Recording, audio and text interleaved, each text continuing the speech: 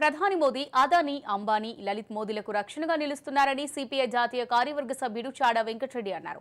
మంచిర్యాల జిల్లా కేంద్రంలోని మైనారిటీ హాల్లో ఏర్పాటు చేసిన సిపిఐ జిల్లా కార్యవర్గ సమావేశంలో ఆయన పాల్గొన్నారు. మణిపూర్లో హింస చెలరేగుతూనే ఉన్నాయన్నారు. దేశంలో జమిలీ ఎన్నికలతో అలజడి రేపేందుకే ప్రధాని ప్రయత్నిస్తున్నారన్నారు. కార్పొరేట్ శక్తులకు ప్రధాని మోదీ అండగా నిలుస్తున్నారని ధ్వజమెత్తారు. ఇక ప్రధాని మోదీ ఒకే దేశం, ఒకే ఎన్నిక, ఒకే పన్ను విధానం అంటున్నారు. కానీ 2 పన్నులు వేస్తున్నారని ఫైర్ అయ్యారు.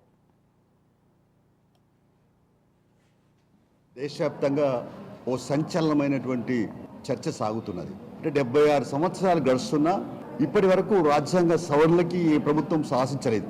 కానీ ఈ నరేంద్ర మోడీ ప్రభుత్వం రాజ్యాంగ ఉల్లంఘనలకు పాల్పడుతుంది, ఉవ్విళ్ళూరుతున్నది.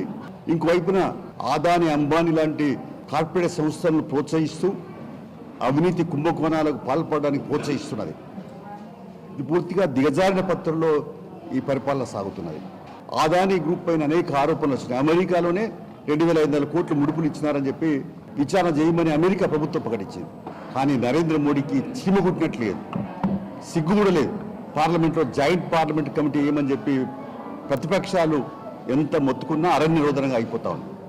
మాకు మెజార్టీ ఉంది కాబట్టి మా ఇస్తాం మా రాజ్యం అని చెప్తా ఉన్నారు. ఇప్పటికే 370 ఆర్టికల్ రద్దు చేసి జమ్మూ కాశ్మీర్ బదార్లు పారేశారు.